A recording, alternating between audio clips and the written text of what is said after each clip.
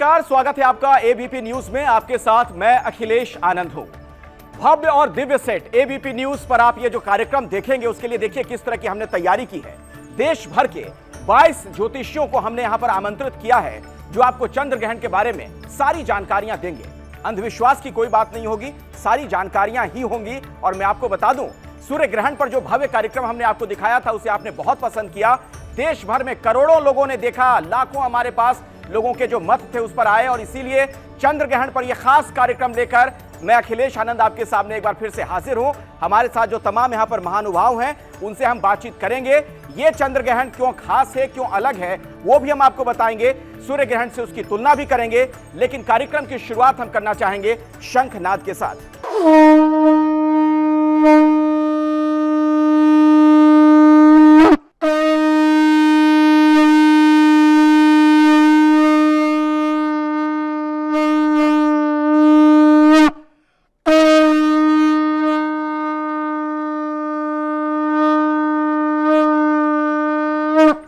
आपने पूरे कार्यक्रम से पहले ही जिस तरीके से सकारात्मकता का प्रवाह कर दिया, कार्यक्रम तो बढ़िया होगा ही, लेकिन गुरुजी ये चंद्र ग्रहण अलग कैसे है, जरा पहले ये बताइए। देखिए, सबसे पहले इस वक्त जो सिचुएशन है, प्लानिटरी जो पोजीशन है, शनि मंगल की जो पोजीशन है, बृहस्पति की जो पोजीशन है, ये पोजीशन थोड़ी सी अच्छी नहीं है। तो ये जो चंद्र ग्रहण है ये दिखा रहा है कि कहीं ना कहीं नेचुरल कैलेमिटीज़ होंगी, जो दैवीय आपदाएं आएंगी वो बढ़ेंगी, मानसिक द्वेष बढ़ेगा, गुस्सा बढ़ेगा लोगों के अंदर और विप्लव भी बढ़ेगा पूरी दुनिया में, ख़ासतौर से भारत के भारत के पूर्व और उत्तर पूर्व हिस्से में, और उसके बाद ये आपके यूरोप के हिस्से में, और यूरोप में भी वहाँ जहाँ युद्ध चल रहा है, रूस। तो ये जो चंद्र ग्रहण की स्थिति है ये पूरे देश और दुनिया में विप्लव बढ़ाएगी और दैवीय आपदाएं इसमें आएंगी, जिसमें समुद्र है, पर्वत भी है और अग्नि भी है। अच्छा, दैवीय आपदाएं आ सकती है, दैवीय आपदाएं। देखिए, सूर्य ग्रहण के बाद चंद्र ग्रहण का 15 दिन में आना कोई बड़ी बात नहीं है। बड़ी बात यह है कि पहले तो दिवाली के दिन सूर्य ग्रहण था, उसके बाद देव दीपावली के दिन जो चंद्र ग्रहण आ रहा है वो आ रहा है मेष राशि में हो रहा है। जिस राशि में वो हो रहा है वहाँ से आप देखिए, मेष राशि है वो मूलभूत सुविधाओं की राशि है। तो जो बेसिक जो सप्लाई चेन है फूड की, बेसिक जो आपकी सुविधाएं हैं, मूलभूत सुविधाएं, उन पर मार पड़ने वाली है और युद्ध स्तर की स्थिति जो है वो आपको इस वक्त देखने को मिलेगी। अच्छा, ये इसमें कोई संबंध है क्या? दीपावली के दिन सूर्य ग्रहण और देव दीपावली, चंद्र ग्रहण, मतलब आप कुछ इसमें संबंध देखते हैं आपस में? संबंध तो है, दोनों में दीपावली है, एक मनुष्य का था एक देव का है, इसलिए संबंध तो है ही है। बात ये है कि ये दोनों 15 दिन के दरमियान आ रहे हैं, इसलिए बहुत ज़्यादा इसका कोई असर है नहीं। कॉमनली हर एक साल एक बार ऐसे ही आता है, दो चंद्र ग्रहण और सूर्य ग्रहण 15 दिन के दरमियान आते ज़रूर हैं। इस बार जो आया है वो दीपावली में, दोनों ही दीपावली आ गया, इसलिए थोड़ा ज़्यादा इसमें फेस्टिविटी आ गई एक तरह से, तो इसलिए ये थोड़ा ज़्यादा खतरनाक तो नहीं है। दूसरी बात, राहु का नक्षत्र भरणी है और भरणी नक्षत्र में ही ये राहु ग्रस्त चंद्र ग्रहण हो रहा है, इसलिए इसके जो असर है वो इतना ज़्यादा खराब नहीं होगा। लोगों आप कह रहे हैं खराब नहीं होगा, गुरुजी बता रहे हैं कि दैवीय आपदाएं इसमें आ सकती हैं। गलत नहीं है, पर मैं जो बोल रहा हूँ वो वैदिक आधार पर बात कर रहा हूँ, और वैदिक आधार ये कहता है राहु का नक्षत्र जन्म नक्षत्र भरणी है और उसी नक्षत्र में ये संभावित हो रहा है, इसीलिए राहु अपने ही नक्षत्र में आके ये ग्रहण कर रहे हैं, इसलिए इसका ज्यादा आपदा नहीं आएगा। अच्छा, हाँ, आप क्या कह रहे हैं? चंद्रमा मन का कारक होता है और विशेष रूप से चंद्र ग्रहण जब भी आता है तो गलत डिसीजन देता है, और उस जगह डिसीजन देता है जहाँ पर ज़्यादा यह ग्रहण प्रभावी होता है। यूरोप में है, प्रभावी है, वहाँ गलत डिसीजन जरूर देगा। युद्ध की स्थिति जो है वह भयावह हो सकता है। और चंद्रमा मन से ज़्यादा, चंद्रमा मन के देवता है, इसलिए समुद्र से जुड़ा हुआ, जल से जुड़ा हुआ, बहुत ज़्यादा बारिश कहीं हो सकता है, कहीं बहुत ज़्यादा बाढ़ आ सकता है, समुद्र में ज्वार भाटा आ सकता है, उसके कारण भूकंप आ सकता है, कहीं न कहीं। तो क्या मैं इसका एक आशय क्या मैं ये निकाल सकता हूँ कि चंद्र ग्रहण पर सावधान रहने की आवश्यकता है? बहुत अच्छा प्रश्न है आपका। सबसे पहले मैं एबीपी न्यूज़ के सभी दर्शकों को हार्दिक अभिनंदन करता हूं। जहां तक बात है चंद्र ग्रहण की, तो ये सच है कि चंद्रमा का प्रभाव मन पर होता है। चंद्रमा चूंकि मेष राशि में है, साथ में राहु है। अब राहु और मेष राशि नंबर 1, दूसरी बात भरणी नक्षत्र में है, व्यतिपात योग में है, मंगलवार वाले दिन है, तो इनके प्रभाव क्या क्या होंगे? समुद्र से संबंधित भय आएगा, अच्छा। समुद्र में तूफान आएंगे, समुद्र से संबंधित हमें कष्ट आ सकते हैं। भरणी नक्षत्र में है तो चोरी, उपद्रव और गृह युद्ध की स्थितियां अब कौन से देश में होंगी वो भी मैं नहीं बता देखिए, तो पाकिस्तान की तरफ लगता है आप इशारा कर रहे हैं, वहां तो इस तरह के हालात बन रहे हैं। आपने जो कहा मैंने कहा नहीं, आपने कह दिया। गृह युद्ध की स्थितियां और व्यतिपात योग के कारण आपस में मनमुटाव, और जिन लोगों की जन्मपत्री में मेष राशि में चंद्र राहु का नेगेटिव प्रभाव होगा, वो जिद में आके कुछ ऐसी हरकत कर बैठेंगे जिसके प्रभाव क्या होंगे, पूरे विश्व में आर्थिक मंदी का सामना करना पड़ेगा, ये प्रभाव आएगा। और दूसरा, अकाल जैसी स्थितियां पैदा होंगी। मैं उसमें और एक-एक करके देवी आऊंगा। आपदा के लिए मैं बोल दूं, जो भी पवन जी ने कहा है उसके लिए देवी आपदा में मैं बोल दूं, मुझे भयंकर कोई महामारी इस प्रकार की, जैसे टिड्डियों का दल हो या और प्रकार का दल हो, जो सर्दी को कि ग्रह उस्तो उदय, चंद्रमा जो है वो सायकाल के वक्त हो रहा है, तो ठंड के वक्त आने वाली महामारियों में फसल नष्ट होंगी, वो टिड्डियों से नष्ट होती तो क्या ये जो चंद्र ग्रहण है ये बहुत सारे नकारात्मक असर दे जाएगा? देखिए, सबसे बड़ी बात है कि चंद्रमा जो है, हाँ। ये ग्रहण जो पड़ रहा है ये शुक्र के नक्षत्र में पड़ रहा है। भरणी नक्षत्र शुक्र का है और ये मेष राशि में पड़ रहा है। मेष राशि मंगल की राशि है। अब मंगल और शुक्र ही इस पृथ्वी पर जो कुछ भी हो रहा है, जितना उत्पादकता है, वह मनुष्य की पुंसत्व हो या भूमि पर किसी भी प्रकार का उत्पादन हो, उसके लिए मंगल और शुक्र ये दोनों ही प्रभावकारी हैं और इन दोनों पर ही ग्रहण लग रहा है। तो ऐसे में क्या होगा, विश्व की उत्पादकता पर इसका सीधा सीधा प्रभाव जाएगा। अच्छा। मनुष्यों में भी नपुंसकता भी आएगी और जनहानि भी होगी। जनहानि भी होगी? हाँ, जनहानि। मतलब युद्ध जैसे हालात बन सकते हैं। आपका क्या आकलन है इस चंद्र ग्रहण को लेकर? एक्चुअली जनरली जो ग्रहण होते हैं वो ये ग्रहण अलग है, क्योंकि जो ग्रहण होता है चंद्रमा केतु के साथ होते हैं और सूर्य जो है वो राहु के साथ होते हैं। यहाँ टोटल डिफरेंट है, चंद्रमा राहु के साथ हैं और सूर्य केतु के साथ लगकर ग्रहण हुए। तो डिपेंड करता है कि कहाँ से ये ग्रहण उदय हो रहे हैं, कहाँ पर अस्त हो रहे हैं। बट मेरे हिसाब से बहुत आपदा वाली बात हमें नज़र नहीं आती है। चीज़ें जो है कुछ समय बाद ठीक होने की अच्छा, उम्मीद मुझे लगता है इस पे एक प्रतिक्रिया मुझे लेनी चाहिए। वो कह रही हैं कि आपदा वाली चीज उन्हें नजर नहीं आती, यहाँ भी कुछ लोग कह रहे हैं। आप क्यों कह रहे हैं? आपका जो आकलन है किस आधार पर? देखिए, जो इस वक्त ग्रह की पोजीशन चल रही है, हाँ। जिसमें शनि की पोजीशन है, राहु की पोजीशन है और मंगल बृहस्पति वक्री है, इन सब चीज़ों के समय पर चंद्र ग्रहण भी आ गया है, सूर्य ग्रहण अभी होके गया है। सूर्य ग्रहण के दुष्प्रभाव भी 6 महीने तक आप मान के चलते हैं, इधर चंद्र ग्रहण के दुष्प्रभाव भी चलेंगे। तो ये सब कुछ मिलाकर अगर हम देखते हैं तो उसके आधार पर हम कौन सा? हाँ, सूर्य ग्रहण के बाद कहा गया था कि सूर्य जो है वह अग्नि प्रधान है और अग्निकांड बहुत सारा हुआ, बहुत सारे अग्निकांड हुए।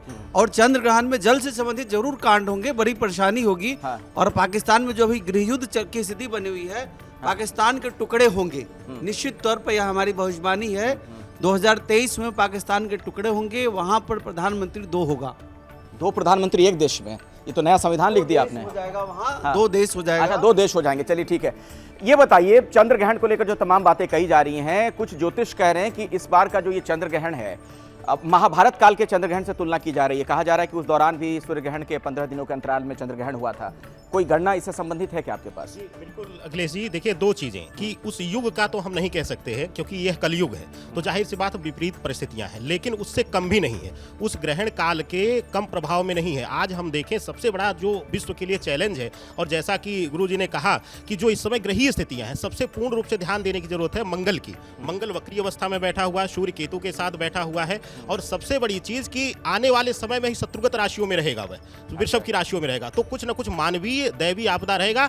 और बिल्कुल यह सत्यार्थ है कि जो 1300 वर्ष कहा जा रहा है, हम गणना 1300 वर्ष की पुष्टि नहीं करें, लेकिन उसके सिमिलर ही है, उसके समांतर ही है। और आप देखेंगे कि पूरे विश्व में आर्थिक के साथ साथ मानवीय महामारी भी, मानवीय रूप से कुछ न कुछ दिक्कतें, समस्या आएगी, युद्ध जैसी अवस्था और बनेगी और विकराल स्थिति रूप लेगी। महाभारत में जो ये ग्रहण पड़ा था, चंद्र ग्रहण केतुग्रस्त होता है जनरली, और सूर्य ग्रहण राहुग्रस्त होता है। लेकिन इस बार चंद्र ग्रहण राहुग्रस्त है और सूर्य ग्रहण केतुग्रस्त था, इसलिए महाभारत से तुलना करना मेरे ख्याल से जायज़ नहीं है। तो ऐसा कुछ नहीं होगा जैसे महाभारत में हुआ था। दूसरी चीज़ मैं यहाँ जोड़ना चाहूँगा कि ये मेष राशि में हो रहा है, जैसे आदरणीय सर ने बोला कि इसका जो स्वामी है वो शुक्र है। शुक्र जो है राहु देव के गुरु हैं,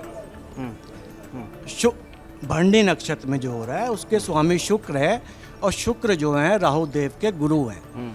तो उनकी पोजीशन, राहु देव की पोजीशन बहुत ही अच्छी है यहाँ मेष राशि में। नहीं, लेकिन मुझे इस पर एक क्लैरिफिकेशन चाहिए। रावत जी, आपसे तो कार्यक्रम के पहले बात हो रही थी, तो आप कह रहे थे कि महाभारत काल से जो तुलना की जा रही है वो चीज़ है, कहीं ना कहीं गणना है।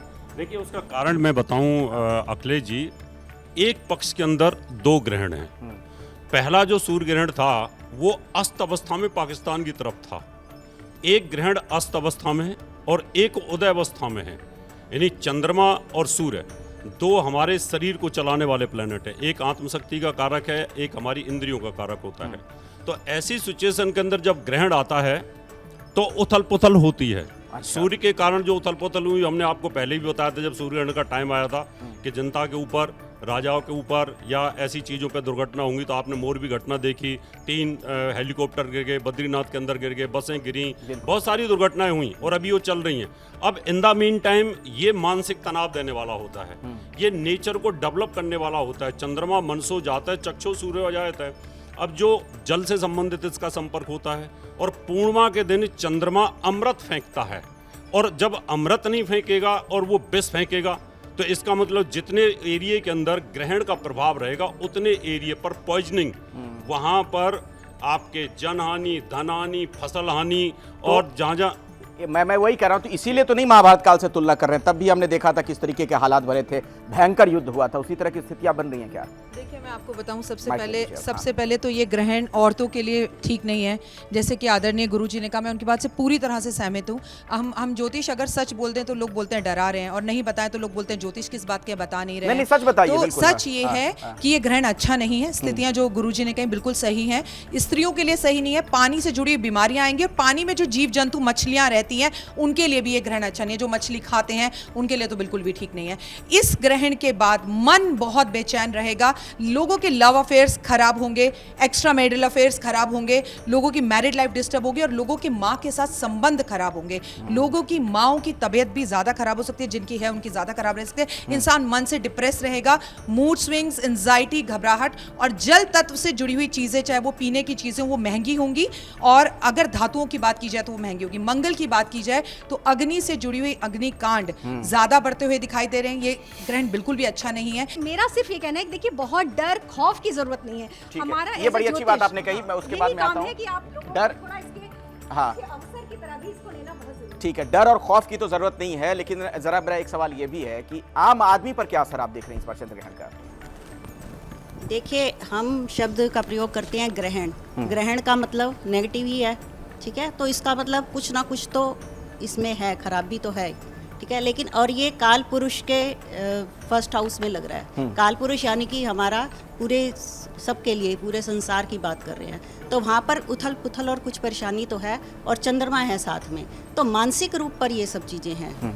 और चंद्रमा जो तो सूर्य ग्रहण होता है वो सत्ता के ऊपर आता है, राजा के ऊपर आता है, लेकिन जो चंद्रमा का जो ग्रहण है ये आम जनता के ऊपर, आम व्यक्ति के ऊपर आता है। ठीक है, तो इसमें मैं ज्योति, हाँ, छोटा सा, उसके बाद चूंकि और भी लोग हैं। अखिलेश, मैं आपको एक चीज आपको बताना चाहूंगी। जब सूर्य ग्रहण पड़ा था तो आप देखिए, भारत की जो लगन है वो वृषभ का है, और 6वें स्थान पे पड़ा था। एक्सीडेंट्स का स्थान है। तो आप देखिए, आपको भी पता है साउथ कोरिया का जो लगन है वो भी वृषभ का था, और उसके भी 6वें स्थान पे पड़ा है। वहां पे भी मास पब्लिक, 7वां जो नंबर है वो पब्लिक का है। लिब्रा जो साइन होता है वो पब्लिक को दर्शाता है। तो साउथ कोरिया में घटना, राशियों पे बात कर लेता हूँ, मुझे लग रहा है उसके बाद में मेरा कहने का मतलब ये है कि इसका जो असर है वो आपको प्रत्यक्ष देखने के लिए मिलता है। आप इसे समझ सकते हैं कि हो सकता है ये एक तरह की कोइंसिडेंस है कि वहाँ पे भी ऐसे हुआ। लगभग एक ही समय पर भारत में भी उसी तरह की घटना हुई, और साउथ कोरिया में भी उसी तरह की घटना हुई, और मास लेवल पे लगभग उतने ही लोगों की जनहानि भी हुई है। और ये कोई इत्तेफाक नहीं जोड़ के देख रही हैं आप? ग्रहण है तो नेगेटिव तो है, लेकिन इसमें हमें एक बात और देखनी चाहिए कि जो इस समय चंद्रमा है उस दिन वो पुष्कर भाग और पुष्कर नवांश में भी है, और राहु खुद विषघटी में है और अपने जन्म नक्षत्र में है। तो इसलिए इतना कुछ उथल पुथल हो सकती है, लेकिन उसको बहुत ज़्यादा नेगेटिव नहीं मानते हैं। आम लोगों पर क्या असर होगा? दरअसल जो आम लोग कार्यक्रम देख रहे हैं, हमारे तमाम दर्शक, उनका थोड़ी रुचि इस बात में भी रहती है, कौतूहल से देखते हैं कि उन पर क्या असर होने जा रहा है इसका, ग्रहण का। एक तो अगर किसी के इंडिविजुअल चार्ट पे डिपेंड करता है, बट बेसिकली इतना ज़्यादा ख़राब नहीं होगा, लोगों को चिंता नहीं करनी चाहिए, चिंता नहीं करनी चाहिए। चलिए, हाँ जी, ये आपने एक अच्छी बात बताई। हाँ, मैं आ रहा हूँ। हाँ। जी, ग्रहण जो पड़ रहा है वो हाँ। वैसे तो चंद्रमा, इसको नज़दीक रखिए माइक। हाँ, चंद्रमा पे इफेक्ट तो आता है ग्रहण का, लेकिन ये चंद्रमा अभी चर राशि में है और राहु ग्रस्त है, केतु ग्रस्त नहीं है, तो ज़्यादा असर नहीं करेगा। श्लोक जरा सुनाइए पंडित जी। जी हाँ। तो इसीलिए हमें अभी शंख ध्वनि हुई थी। हाँ। हमारे यहाँ शंख स्नान भी है, शंख स्नान, क्योंकि उससे कई किलोमीटर तक के जीवाणु नष्ट हो जाते तो हैं। मैं चाहता हूँ कि आप और जो अब श्लोक पढ़ेंगे, जी, सुनाएंगे, उस दौरान अगर हम शंखनाद भी करवा दें तो हम स्वस्ति वाचन बिल्कुल। करेंगे। हाँ। हमारे यहाँ वेदों में एक चीज कही गई है ना, और जो नष्ट हो रहा है वो नष्ट हो, जो जगत को श्रेष्ठ बनाना चाहता है वो आगे बढ़े। ठीक है। इसलिए हमारे यहाँ क्या नाम, रामाय स्वस्ति रावणाय स्वस्ति, ये भाव हमारे वेद ने कभी नहीं बताया। ठीक है। प्रकृति के लिए, ठीक है जोशी जी, अब मानवी श्लोक के लिए जो श्लोक। जी। हाँ, मैं शंखनाद करवा। ओम हरि ओम स्वस्ति न इंद्रो वृद्धश्रवाः स्वस्ति न पूषा विश्ववेदाः स्वस्ति नस्तारक्षो अरिष्टनेमिः स्वस्ति नो बृहस्पतिर्दधातु भद्रं कर्णेभिः शृणुयाम देवा भद्रं पश्येमाक्षभिर्जत्राः स्थिरैरङ्गैः तुष्टुवागुंशस्तनोभिर्वशे देवहितं जदायुः जज्जागृतो दूरमुदेति देवं तदुषुप्तस्य तथैवेति दूरङ्गमं ज्योतिखां ज्योतिरेकन् तन्मे मनः शिव संकल्पमस्तु। अच्छा, मैं अगले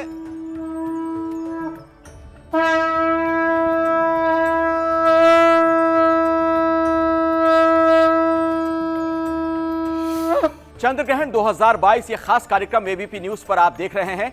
देश भर के 22 विद्वान ज्योतिषी हमारे साथ इस वक्त स्टूडियो में मौजूद हैं, जिनसे हम चंद्र ग्रहण के बारे में पूरी जानकारी ले रहे हैं और इसका क्या असर आप पर होगा, आपकी राशि पर होगा, वो भी हम आपको सिलसिलेवार तरीके से बताएंगे। शुरुआत में आपसे करना चाहूंगा, एक एक करके हम सभी लोगों से बात करेंगे। एक राशि के बारे में आप शुरुआत से बता दीजिए। ठीक है अखिलेश जी, मेष राशि मंगल और मंगल ग्रह का कारण उस दिन बहुत भयंकर बन रहा है। और मैं एक चीज जरूर बताना चाहूंगा, मेष राशि के लिए खराब तो उतना नहीं है, लेकिन वो दूसरे को पीड़ित करते हुए स्वयं पीड़ित होंगे, इसलिए उनको उस दिन चंडी विनायकों गणेश जी की, चंडी की, शिव परिवार की आराधना करनी चाहिए। मैं बोलना चाहूँगा वृषभ राशि के लिए थोड़ा सा, चूंकि जहाँ पे ग्रहण लग रहा है वहाँ से दूसरे भाव की राशि है, तो उनको अपने कुटुंब के लिए और धन के लिए विशेष सावधानी रखना चाहिए किसी को देने से पहले। क्योंकि वृषभ राशि का स्वामी शुक्र भी जो है वो इस एक्सिस में आ रहा है, तो इसलिए वृषभ राशि वालों को लेवा देवी किसी को धन देने या कर्जा लेने से पहले सोचना चाहिए और अपने कुटुंब के लिए जरूर ध्यान देना चाहिए। और ऑफ कोर्स शुक्र की बात करते हैं तो शुक्र देव जो है उसके लिए लक्ष्मी जी की आराधना करना, लक्ष्मी नारायण की आराधना करना, ये उनके लिए बहुत ही लाभकारी रहेगा। मेरे हिसाब से मिथुन के लिए सबसे बढ़िया समय आ रहा है, सबसे बढ़िया रिजल्ट मिथुन राशि को ही मिलेंगे। आप किसी भी तरीके से ले लीजिए, मिथुन, कन्या और कुंभ, इनको सबसे अच्छे रिजल्ट मिलेंगे। एक एक राशि की बात कर लेते हैं। तो मिथुन को बहुत अच्छे रिजल्ट मिलेंगे। ठीक है, उसके बाद अगली राशि मिथुन के बाद कर्क राशि को सामान्य रिजल्ट्स मिलेंगे और कर्क राशि वालों को नई प्रॉपर्टी या नया वाहन लेने से थोड़ा एहतियात बरतना चाहिए। उसके अलावा ग्रहण के बाद अपने घर में थोड़ा गंगा जल का छिड़काव करना चाहिए। देखिए, सिंह राशि के लिए कहा जाएगा यह ग्रहण जो है वह कम प्रभावी रहेगा, इसमें नकारात्मकता कम रहेगी, लेकिन अछूता नहीं रहेगी। अछूता इसलिए नहीं रहेगी क्योंकि दो विशेष बातें ध्यान देने की हैं। पहला, जो सूर्य ग्रहण लगा था वह भी स्वाति नक्षत्र में लगा था और भौतिकता के कारक माने जाते हैं नक्षत्र को, और इस बार का जो चंद्र ग्रहण है वह भी भरणी नक्षत्र में है और शुक्र का प्रतिनिधित्व है, और शुक्र को भी भौतिक जीवन और सुख संबंधों का कारक माना जाता है।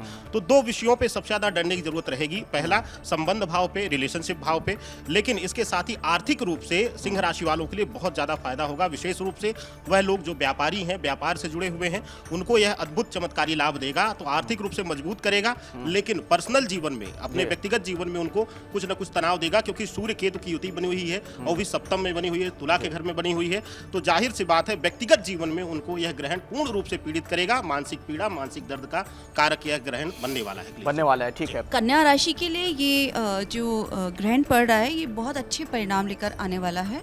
और इसके साथ एक बात और ऐड करना चाहूँगी कि वृश्चिक राशि और मकर राशि वाले लोगों को ग्रह शांति जरूर करानी चाहिए। अच्छा, ठीक है जी। देखिए, तुला राशि शुक्र की राशि है और शुक्र के नक्षत्र में ही ये ग्रहण पड़ रहा है जी।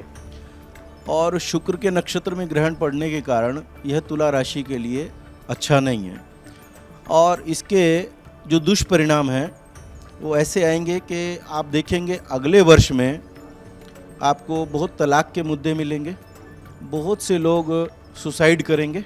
अच्छा। और आप देखिएगा कि इसका इतना बुरा प्रभाव इन लोगों के जीवन में होगा कि मानसिक संतरास, जिसको अवसाद हम कह सकते हैं, डिप्रेशन। हाँ, डिप्रेशन से भी अगली अवस्था मेलेंकली। अच्छा। उस अवस्था में लोग होंगे और मनोचिकित्सकों की बहुत शानदार दुकानदारी होगी। वृश्चिक राशि वालों के लिए एक बड़ी खास बात देखने में आ रही है कि त्रिक भावों में सारे पाप ग्रह आ गए हैं।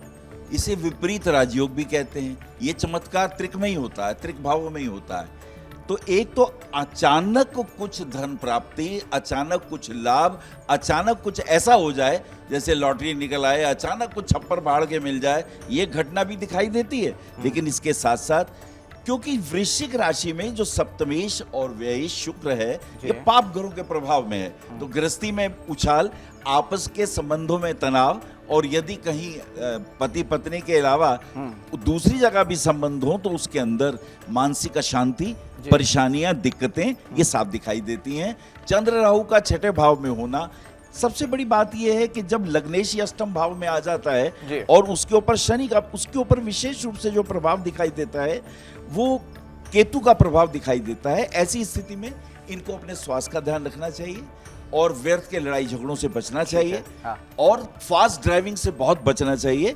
और एक खास बात यह है कि निश्चित रूप से पति पत्नी के रिलेशन इतने दुष्प्रभाव में आ सकते हैं, तलाक की स्थिति भी आ सकती है, और अगर इस पर गौर नहीं किया गया तो घर गृहस्थी बहुत ज्यादा नेगेटिव प्रभाव में आ सकती है। अगली राशि धनु राशि है जिसका स्वामी बृहस्पति है। बृहस्पति अभी मीन राशि में है। धनु राशि वाले जातकों के लिए धन प्राप्ति का अच्छा योग बनता है, अच्छा धन प्राप्त होगा। लेकिन सोना का जो दाम है उसमें उछाल आएगा, सोना का दाम बढ़ेगा, लोहा, कोयला, तेल, इन सब का भी दाम में बढ़ोतरी होगी। नहीं, राशियों पे पहले हम बात करेंगे तो छोटा रहेगा थोड़ा। और धनु राशि वाले जातकों के लिए धन की, अचानक धन की प्राप्ति होगी। ठीक है। और उन्हें जमीन से भी धन प्राप्ति होगी। मकर राशि वालों के लिए ज़्यादा अच्छा नहीं है, अशुभ है। मेरे को कहते हुए भी दुखी है इस बात की कि मैं किसी चीज़ को अशुभ बोल रहा हूँ, पर उनके लिए ज़्यादा अच्छा नहीं है क्योंकि शनि तो वहीं बैठे हुए हैं, पर फिर भी ये मकर राशि वाले के लिए ये जो लूनर एक्लिप्स है ये ज़्यादा अच्छा नहीं है, विशेष फल नहीं लेके आएगा। अपने नौकरी में बहुत ध्यान दें, उसी में कुछ गलत हो सकती है जिसके कारण आपके साथ कोई लॉ संबंधी कोई काम हो सकता है। तो अपने आप को थोड़ा बचा के रखें, किसी कंट्रोवर्सी में ना पड़ें और अपने आप को ठीक रखें। और दूसरी बात, ये जो चतुष्पद है पशु पक्षी, इन्हों को भी कुछ प्रॉब्लम्स हो सकती हैं इसमें, जो जिनके घर में है वो लोग उसका ध्यान दें और उसको अच्छा रखें। ठीक है, आप गुरुजी बताना चाहेंगे? राशि बच गई होगा।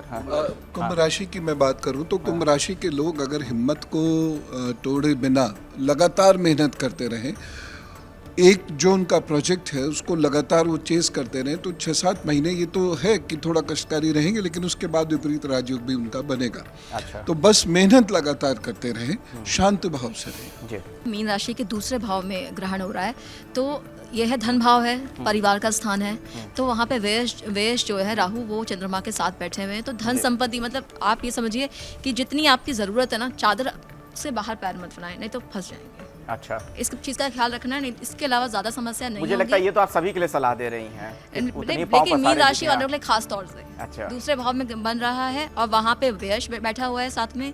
तो और चंद्रमा है, तो चंद्रमा जो ऊपर नीचे करता है आपकी आर्थिक स्थिति को, तो वहाँ पे थोड़ा सा ध्यान रखने की जरूरत है, नहीं तो परेशानी आ सकती है। अच्छा, मोटे तौर पर राखी जी अगर हम देखें तो आपको क्या लगता है कि मतलब किन राशियों के लिए आप दुष्प्रभाव देख रही हैं और किसके लिए फायदेमंद होगा? देखिए, सबके लिए फायदेमंद होगा और सबके लिए दुष्प्रभाव भी होंगे। ये आपके कर्मों पर भी निर्धारित है। मैंने आपको पिछली बार भी कहा था कि आप बिलीव इन कर्मा। अगर आप अच्छे कर्म करते हैं तो इसके रिजल्ट्स अच्छे हैं। माँ के आपने सेवा की है, माँ के भक्त हैं, माँ का आशीर्वाद आपके साथ है तो सही है। शेयर मार्केट गिरेगी क्योंकि शेयर मार्केट के ही सबसे क्लोज आम आदमी होता है, तो उसका दिल टूटेगा। दिल टूटने से लोग डिप्रेशन में आएंगे। जैसे मैंने आपको कहा, मैरिड लाइफ में इसका सबसे ज्यादा प्रभाव होगा और कोई बड़ी हॉलीवुड या बॉलीवुड की महिला खुद से सुसाइड कर सकती हैं। ऐसी चीज भी हमारे सामने जरूर लेकर आएगा ये ग्रहण। 12 की 12 राशियों पर ग्रहण का प्रभाव होगा। 12 भाव होते हैं, हर भाव पर ग्रहण है। जिस राशि के जिस भाव पे ग्रहण पड़ेगा जोशी जी, वहां पर तकलीफ होगी। मेष राशि वालों के लिए खुद पे होगा, वृष राशि वालों के लिए दादी पे होगा क्योंकि 12वें भाव में होगा। मिथुन राशि वालों के लिए बड़े भाई चाचा पे होगा। कर्क राशि वालों के लिए मदर इन लॉ पे होगा। सिंह राशि वालों के लिए उसके फादर पर होगा और कन्या राशि वालों के लिए खुद पे फिर भारी पड़ेगा क्योंकि अष्टम भाव में ये ग्रहण पड़ेगा। तुला राशि वाले के लिए पत्नी के ऊपर इसका नेगेटिव इफेक्ट रहेगा। अगर पत्नी गर्भवती है तो बड़े ध्यान रखने की आपको आवश्यकता होगी। वृश्चिक राशि वालों को चोट, एक्सीडेंट, दुर्घटना से बचने की जरूरत होगी। मामा मौसी को तकलीफ हो सकती है। धनु राशि वालों को खुद के बच्चों के तकलीफ हो सकती है, इसलिए अगर आपके बच्चों को कोई बीमारी है तो वह सावधानी रखनी पड़ेगी। मकर राशि वालों के लिए माँ के ऊपर इसका भारी प्रभाव रहेगा और जो कुंभ राशि वाले हैं उसके छोटे भाई बहन के ऊपर प्रभाव रहेगा। और मीन राशि वालों के लिए परिवार के ऊपर, आंखों के ऊपर और धन के ऊपर, जैसे ज्योति जी ने बताया था, उस प्रकार का प्रभाव रहेगा।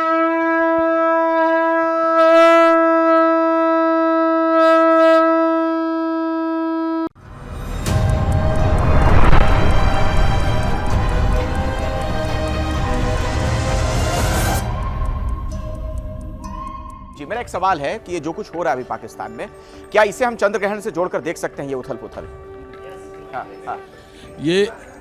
ये जो चंद्र ग्रहण हो रहा है पाकिस्तान में, ये पाकिस्तान का मेष लगन है और मेष लगन में ही ये ग्रहण हो रहा है, स्वाति नक्षत्र में। और जो मंगल जो वहाँ के स्वामी है, जो वहाँ से मिथुन राशि में बैठे हुए हैं, तो लगन पे जो प्रभाव है, जो जनता का आक्रोश है, और जो मंगल जो है सरकार को पलट सकता है, तख्ता पलट है। और इसलिए सरकार जो है ना पाकिस्तान में अस्त व्यस्त हो सकती है, आक्रोश, जन आक्रोश हो सकता है और व्यवस्था वहाँ, वो तो हम देख भी रहे हैं वहाँ पे जिस तरीके के हालात बन रहे हैं। ये नए नए जो वॉर फ्रंट खुल रहे हैं, क्या आपको लगता है इसे जोड़कर आप देख रहे हैं जिस तरह के हालात बन रहे हैं? हाँ। देखिए, बहुत सारे वॉर फ्रंट्स अभी खुले हुए हैं, बहुत सारे खुलने वाले हैं। वैसे भी देखा जाए अंतर्राष्ट्रीय संबंधों की दृष्टि से भी, तो जब जब मंदी आती है वॉर फ्रंट्स खुलते हैं। और इधर ये दो ग्रहण और उसमें भी मंगल का वक्री होना, बृहस्पति का वक्री होना और शनि राहु का जो कॉम्बिनेशन है, ये इस बात का द्योतक है कि वॉर फ्रंट्स खुलेंगे। और जैसे गैस पर ये वॉर हो रही है, वैसी जल में भी या जल पर भी कोई वॉर हो सकती है या वहाँ पे डेवलप हो सकता है नहीं बल्कि होगा, और मंदी तो बढ़ेगी। खासतौर पर पाकिस्तान के संदर्भ में, हाँ, पाकिस्तान के कॉन्टेक्स्ट में अगर हम देखें, क्या आपको लगता है वहाँ स्थितियाँ और खराब होंगी आने वाले दिनों में? हाँ जी, और भी ज़्यादा ही खराब होगी क्योंकि ये जो ग्रहण पड़ रहा है ये भरणी नक्षत्र में पड़ रहा है और इसी में उनको इंडिपेंडेंस मिला था, हमसे अलग हुए थे उसी पर। अच्छा। तो इसीलिए ये उनके लिए थोड़ा खराब है। ये चर्चा में कल से आ रही है अपने पाकिस्तान की बातें, पर ये जो है 42 डेज के लिए उनके लिए खराब है। यानी आने वाले 42 दिन इसी तरीके के हालात 42 दिन के लिए पूरे पाकिस्तान के लिए, अफगानिस्तान के लिए और ऊपर तजाकिस्तान, इन सब के लिए खराब है ये। क्या पाकिस्तान में सैन्य शासन होने जा रहा है? पाकिस्तान का लगन जो है वो मेष है। ये ग्रहण भी मेष राशि में ही हो रहा है और उसके अलावा मंगल उसका स्वामी है और मंगल आर्मी को भी इंडिकेट करता है, सेना बल को भी इंडिकेट करता है। क्योंकि गुरु भी वक्री चल रहे हैं, इसलिए आवाम में तख्ता पलट करने की या फिर सत्ता पलट करने की भावनाएं होंगी। तो ये कोई सरप्राइजिंग नहीं होगा। इसके संकेत मिलते हैं, इमरजेंसी रूल करके आर्मी रूल डिक्लेयर करते हैं। आपकी गणना क्या बताती है पाकिस्तान पे? जरा जल्दी से छोटे। देखिए, दो चीजें अखिलेश जी। पहली चीज कि मंगल और राहु साथ में है और विशेष रूप से शुक्र के नक्षत्र में यह ग्रहण है। तो बिल्कुल सही कहा कि अचानक से मंगल सेनापति है और वैसे भी सेना प्रभावी होगी और सेना बगावत करेगी, तो सेना का ताकत बढ़ेगी, सेना अपना प्रभाव वृद्धि करेगी।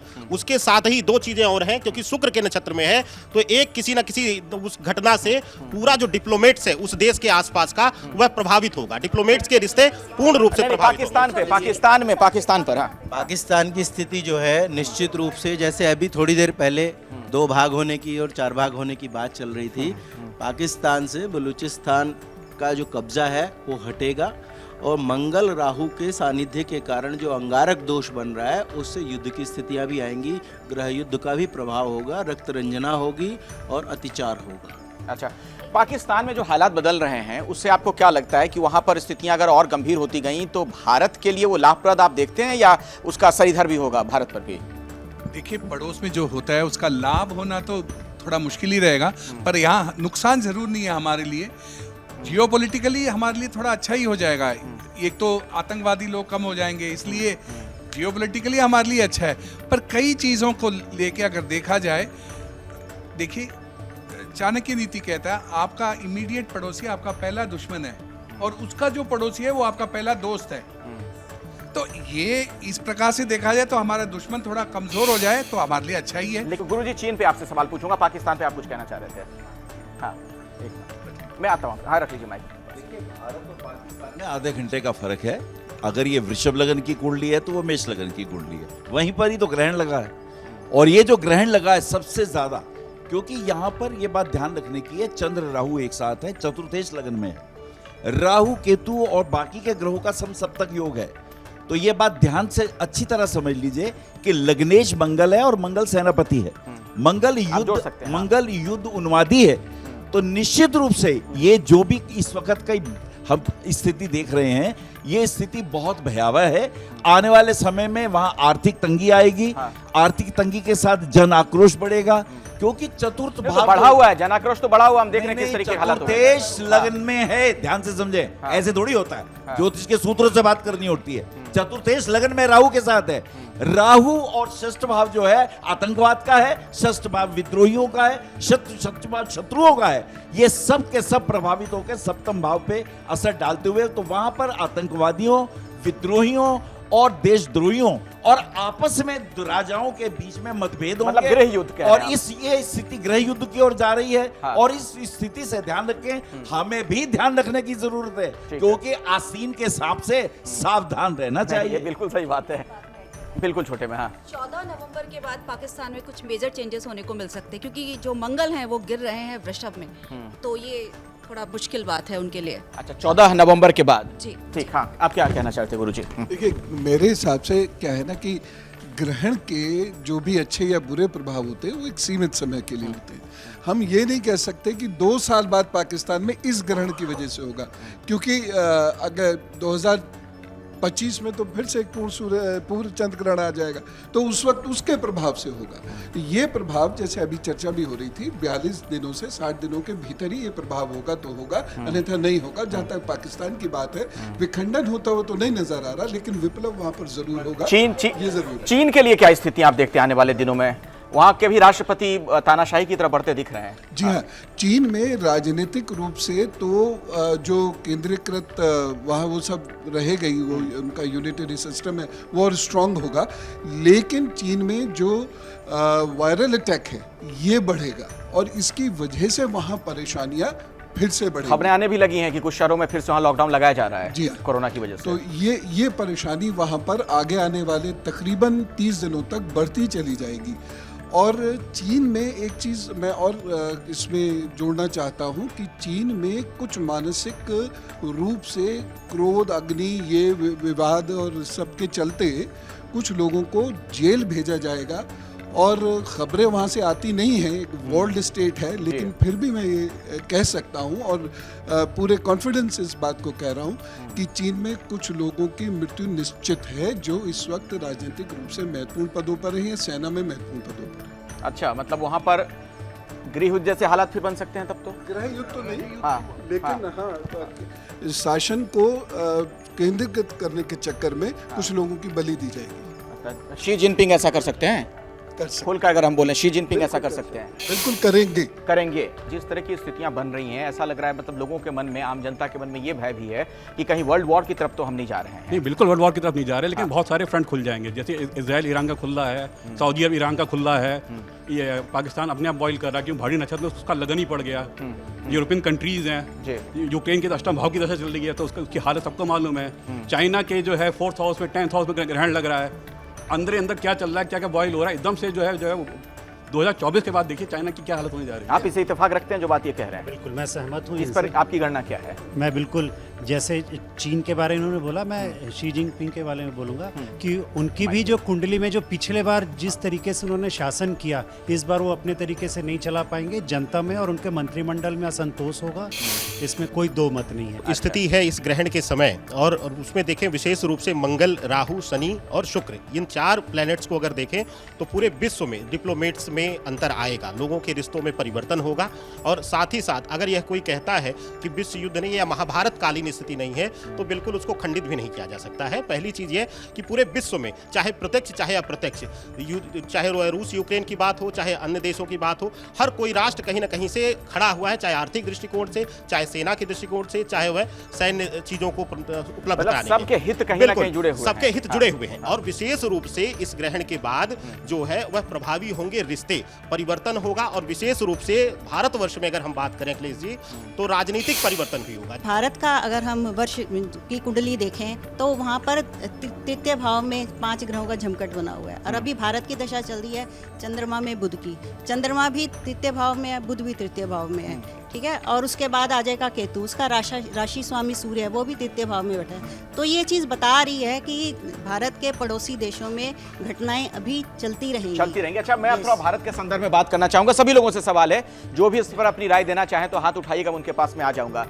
किसी भी देश का जो मुस्तकबिल है, जो तकदीर है, उसको तय करने में राजनेताओं की बड़ी भूमिका होती है। तो मैं राजनेताओं पर आना चाहूंगा और मैं प्रधानमंत्री मोदी से ही शुरू करना चाहूंगा। क्या देखते हैं आने वाले दिनों में, उनके योग क्या बताते हैं आप, रावत जी? हाँ, मोदी जी की कुंडली काफ़ी पावरफुल है। उनकी कुंडली में रुचक नाम का महापुरुष राजयोग बना हुआ है और साथ में वो महापुरुष राजयोग डबल है, वो लगन से भी है और चंद्र लगन से भी है। और उनकी दशा भी बहुत अच्छी चल रही है और वो दशा भी उनकी मंगल की चल रही है, इसलिए वो लीडिंग करते रहेंगे और अच्छी देश की स्थिति बनती रहेगी। उसमें कोई रुकावट किसी प्रकार की आने वाली नहीं है, इसलिए कोई खतरा भी नहीं है। और भारत की कुंडली को अगर देखें तो उनके लाभ स्थान पर बृहस्पति है, वो भी बहुत अच्छा है, और उनके भाग्य स्थान पर शनि की पोजीशन भी बहुत अच्छी है, इसलिए भारत में कोई ज़्यादा प्रभाव इसका नहीं है। देखिए, मोदी जी की कुंडली मंगल से प्रभावित है, उनका चंद्रमा उनका नीच है, और ये दोनों अगर इस ग्रहण का प्रभाव देखते हैं तो उनकी मनोस्थिति पर इसका निश्चित रूप से प्रभाव पड़ेगा। मनस्थिति पे, मोदी जी की मनस्थिति पे उन पर निश्चित रूप से प्रभाव पड़ेगा। अच्छा, क्योंकि मंगल और शुक्र दोनों का इस ग्रहण में कहीं ना कहीं संयोजन है, और उस संयोजन से जो चंद्रमा प्रभावित होगा वो देश में कुछ ऐसी घटनाएं कारित होंगी जिनसे प्रधानमंत्री का मन दुखी होगा। अच्छा। और वो उसको संभालेंगे। जैसे अभी आपने देखा है पुल घटना हुई है, इस तरह की घटनाएं जैसे जैसे चुनाव आएंगे कुछ न कुछ कुचक्र इस तरह के हो सकते हैं जो ऐसी और घटनाएं भी घटित हो सकती। हाँ, नीच का चंद्रमा होने के कारण चंद्र मंगल योग है, ये अपने में बहुत ही विशेष है और बहुत अच्छे परिणाम देंगे। मन में अगर कचौट आती है तो उसका परिणाम देश में नहीं आना चाहिए और ना ही आएगा। हाँ, ये ज़रूर है कि वो कुछ सख्त कदम उठा सकते हैं जिसके कारण देश के कई नियम में बदलावट आएंगी इस ग्रहण के। इसमें कुछ आप जोड़ना चाह रहे थे गुरुजी, मोदी जी कुंडली को लेकर? हाँ, चंद्र ग्रहण से जोड़ते हुए। हाँ, दोनों विद्वानों ने एकदम सही बात कही है। और इसी चीज़ को मैं दोहराते हुए बस सिर्फ एक चीज़ और जोड़ना चाहूँगा कि उनको अपने शारीरिक और मानसिक दोनों स्वास्थ्य का बहुत विशेष ख्याल इस वक्त रखना होगा।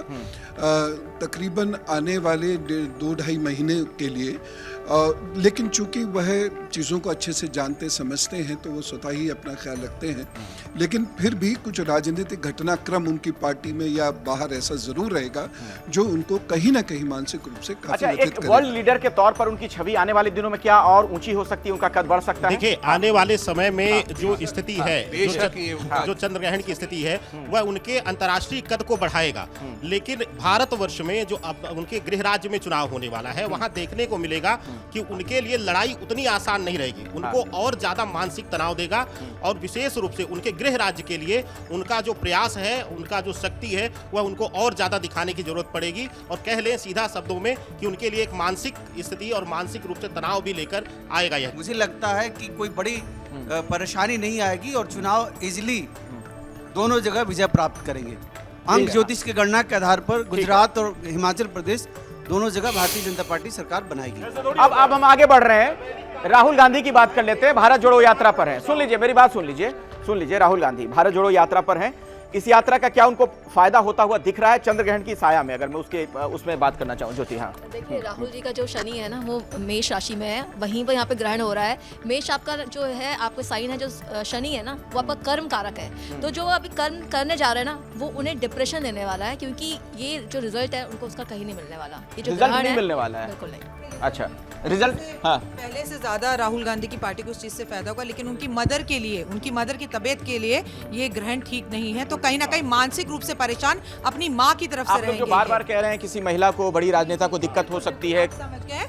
तो उनकी मदर की हेल्थ अच्छी नहीं है, उस वजह से भी वो डिप्रेस हो सकते हैं। लेकिन कहीं ना कहीं ये भारत जोड़ो यात्रा से उनकी पार्टी को फायदा जरूर होगा। क्या आप क्या कहना चाह रहे थे? हाँ, लेकिन मेरे हिसाब से दोनों जो स्टेट में इलेक्शंस हो रहे हैं, इसमें गुजरात में इफेक्ट आपका ज़्यादा आ जाएगा। AAP आपका मतलब क्यों आएगा? देखिए, आप हाँ, 2 कुंडलियां बनी हुई हैं आपकी, और दोनों कुंडलियों के अनुसार एक आप ये देख सकते हो कि उनके जो राजयोग हैं, शासन योग, गुजरात को जो शासन करता है वो नक्षत्र है रोहिणी। रोहिणी नक्षत्र गुजरात को रूल करेगा, और रूल कर रहा है, तो उस नक्षत्र पे यहाँ पर अब वो तीसरा नक्षत्र बन के आता है। तो विपद के बाद आप गणेश जी बड़े विद्वान हैं, जनता देख रही है, करोड़ों लोग देखते हैं। मैं ये चाहता हूं कि हम यहाँ कंक्लूजन दें। हाँ, मैं कंक्लूजन नहीं बोल रहा हूं। क्यों भारी पड़ेगी गुजरात में? क्या केजरीवाल की कुंडली भारी है, या उनके कोई अध्यक्ष की बारी है? मोदी जी और केजरीवाल की कुंडली में किसकी बारी है? बताना तो पड़ेगा ना, कौन विनर होगा। नहीं, देखिए, उन दोनों की इंडिविजुअल कुंडली से एक पार्टी को तो नहीं असर करेगा। क्यों नहीं असर करेगा? नहीं क्या करेगा। बात करते हो? क्यों नहीं करेगा? नहीं करेगा। आपकी कुंडली से आप जहां पढ़ाते हो उसका असर आएगा, क्यों नहीं आएगा? देखिए, राजा की कुंडली से पूरे देश पर असर होता है, और मोदी जी की कुंडली से पूरे देश पर असर होता है। ठीक उसी प्रकार आम आदमी पार्टी का नेता केजरीवाल और मोदी जी दोनों की कुंडली देखा जाए तो मोदी जी की कुंडली अभी स्ट्रांग है। मोदी जी को निश्चित तौर पर लाभ होगा, कोई इसमें समस्या नहीं दिखता है।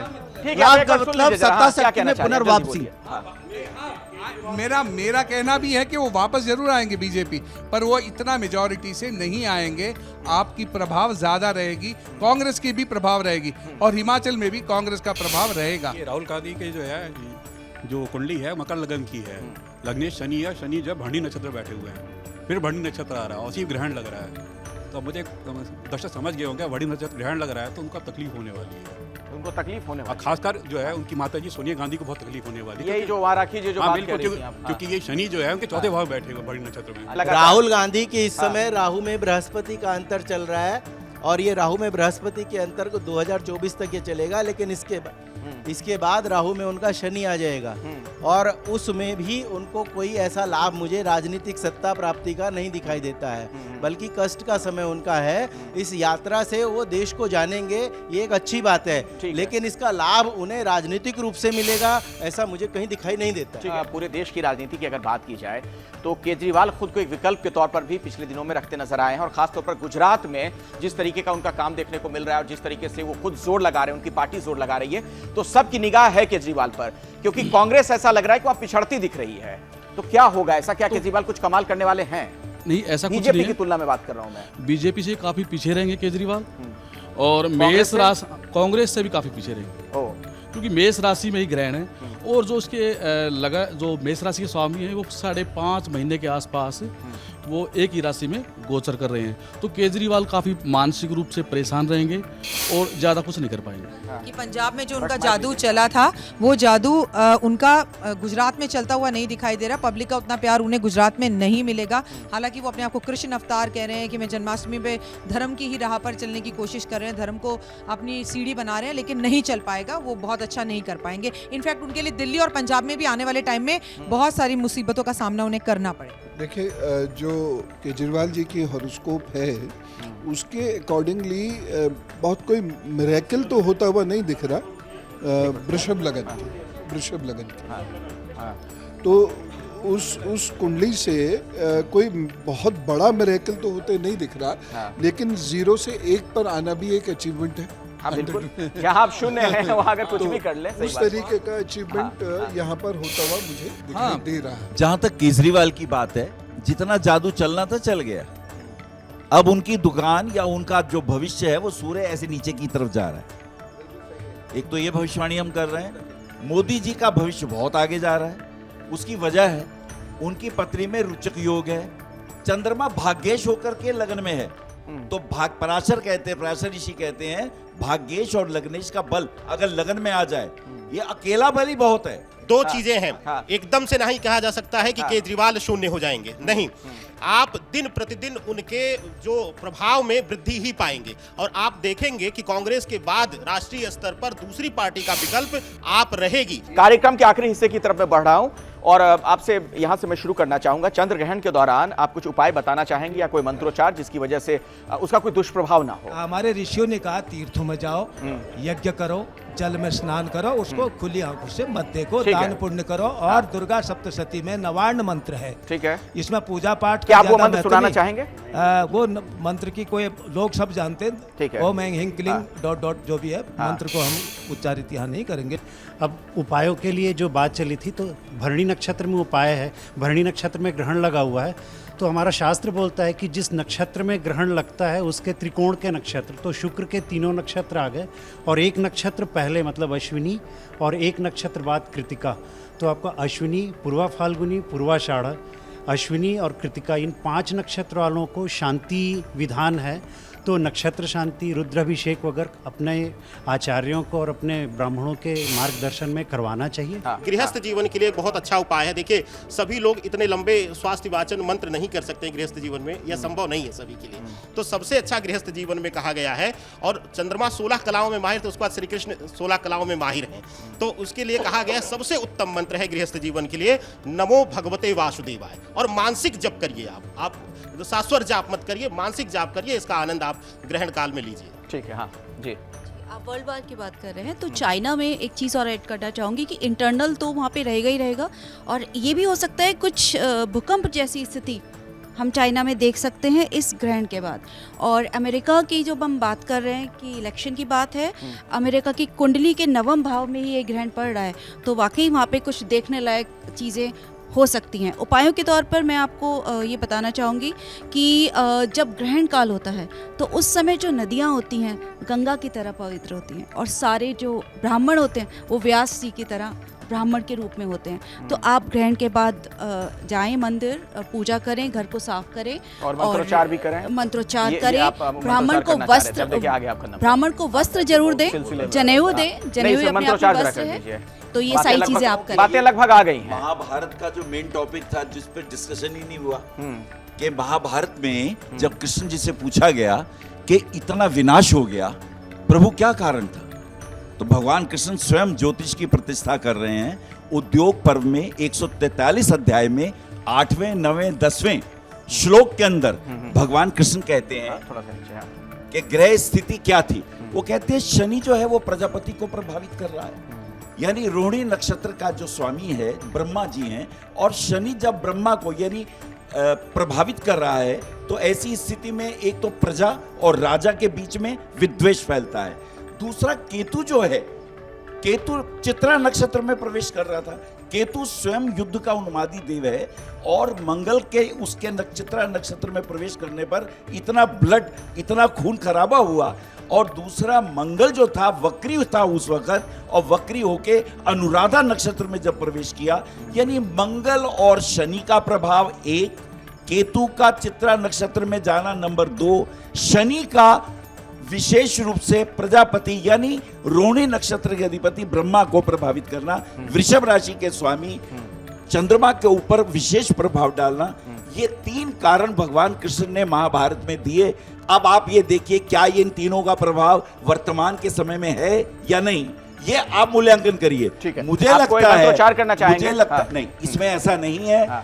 कष्ट तो हैं, तकलीफें तो हैं, लेकिन विनाश महाभारत जैसा नहीं है। फाइनल बात, अब मैं मंत्र बोलता हूं। सर्व बाधा विनिर्मुक्तो धन धान्य सुतान्विता मनुष्यो मत प्रसादीन भविष्यति न संशया। भगवती कहती हैं कि हर प्रकार की बाधा, ऊपरी बाधा हो, जमीनी बाधा हो, शत्रु बाधा हो, वो नष्ट हो जाएगी अगर मनुष्य तुम माँ का यानी दुर्गा माँ का स्मरण करोगे। ओम तुम दुर्गाय नमः। तो आपके सारे कष्ट देवी कहती है मैं हर लूंगी। ठीक है। अब 20-20 सेकंड का समय है, बस इससे ज्यादा नहीं है। हाँ देखिए, सबसे उत्तम है, क्योंकि किसी को मंत्र आता है, किसी को मंत्र नहीं आता है, और बिना मंत्र के काम चलता भी नहीं है। लेकिन सबसे उत्तम है जिसके पास भी कुंडली है, वो अपनी कुंडली के 5वें भाव में जो ग्रह बैठा है या जो अंक है, उसके स्वामी को अपना इष्ट मानते हुए वो उस इष्ट का जप करें, उस इष्ट को प्रबल करें और यज्ञ करें। ग्रहण में यज्ञ करना अति विशिष्ट होता है, उससे सब कष्ट नष्ट होते हैं। ठीक है, बहुत अच्छी बात है। छोटे में एकदम भूमिका भी ना बांधे हुए। 20 जीवन में अच्छी काया और अच्छी माया हो। काया अच्छी के लिए ओम त्र्यंबकम यजामहे सुगंधिम पुष्टिवर्धनम उर्वारुकमिव बन्धनान् मृत्युर्मोक्षमामृतात्। और अच्छी माया के लिए ओम श्रीम श्रियाय नमः महालक्ष्मी च विद्महे विष्णुपति च धीमहि तन्नो लक्ष्मी प्रचोदयात्। इस 2 महामंत्रों का जप करें।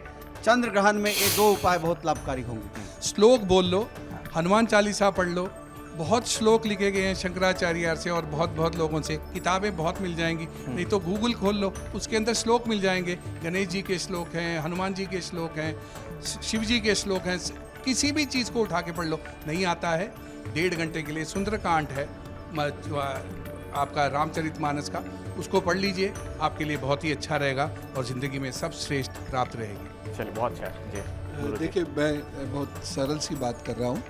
गायत्री मंत्र का जप ग्रहण काल में कर सकते हैं। जो भी इष्ट मानते हैं उनका ध्यान करना शुरू कर दें और एक संकल्प लें कि 5 बृहस्पतिवार शहद दान करना है और 5 सोमवार चावल का दान करना है। भगवती कल्याण करें। पंचाक्षरी मंत्र कर सकते हैं, ओम नमः शिवाय। जो पंचाक्षरी मंत्र है बहुत पर्याप्त है करने के लिए, क्योंकि सबसे छोटा मंत्र है और सबसे ज़्यादा प्रभावशाली मंत्र है। चंद्रमा माता का कारक है, मन का कारक है, तो कुछ ऐसा कार्य अवश्य कीजिए जिससे आपका मन प्रसन्न हो। और दूसरा, माता की सेवा करना, ये सभी को पता है। अगर माता की सेवा आप कर पा रहे हैं, नहीं कर पा रहे हैं, माँ आद्य शक्ति जो जगत माता है, उनके लिए देवी प्रपन्नार्ति हरे प्रसीद प्रसीद मातर जगतखिलस्य प्रसीद विश्वेश्वरी पाहि विश्वम त्वमीश्वरी देवी चराचरस्य। इस मंत्र को कहिए, ओम दुंग दुर्गाय नमः, जैसा आचार्य जी ने अभी बोला। और सर्वाबाधा प्रश्मनन त्रैलोक्य साखिलेश्वरी एव मेव त्याकार्यम अस्मद्वैरी विनाशनम। इस 2 मंत्रों का जाप कीजिए। ग्रहण का जो भी दुष्प्रभाव होगा आप पर बिल्कुल आपको छूकर भी नहीं जाएगा। इस ग्रहण के बाद स्नान जरूर करें। लोग सो जाते हैं, लोग सोचते हैं कि कल सुबह नहा लेंगे। और चावल का दान जरूर करें। जो आपसे कम लोग हैं आर्थिक स्थिति में, उनका पेट भरने की कोशिश कीजिए, तो इस ग्रहण का असर आप पे नेगेटिव नहीं होगा, इनफैक्ट पॉजिटिव। राहु का मंत्र है ओम राम राहवे नमः। इसको करते रहें तो अच्छा रहेगा, क्योंकि राहु अपनी नेगेटिव जो प्रभाव है उसको कम करेगा और मंगल को ऊपर उठाने के लिए और चंद्रमा को मजबूत करने के लिए भी इसका जाप कर सकते हैं। जिसकी भी जो क्षमता है, जो भी वो दान करे, वो हमेशा रहेगा। जैसे चांद और सूरज है, वो हमेशा बना रहेगा। तो आपकी क्षमता से जो आप दान करना चाहते हैं, जो आपकी क्षमता है, वैसे आप करेंगे, वो हमेशा सबके लिए ठीक है। आप किसी भी मंत्र का जप कर सकते हो जिसके प्रति आपके भाव हों। किसी के माँ के प्रति भाव हैं, पिता के प्रति भाव हैं, या किसी भी देव के प्रति भाव है। जैसे आचार्य जी ने बताया था कि सर्व बाधा विनिर्मुक्तो धन धान्य स्थान्वितः मनुष्य मत प्रसादेन भविष्यति संशयः। इसके साथ एक मंत्र और भी जोड़ सकते हैं, सर्व मंगल मांगल्ये शिवे सर्वार्थ साधिके शरण्ये त्र्यंबके गौरी नारायणी नमोस्तुते। ये भी आपका पूर्ण रूप से इस ग्रहण में कल्याण करेगा।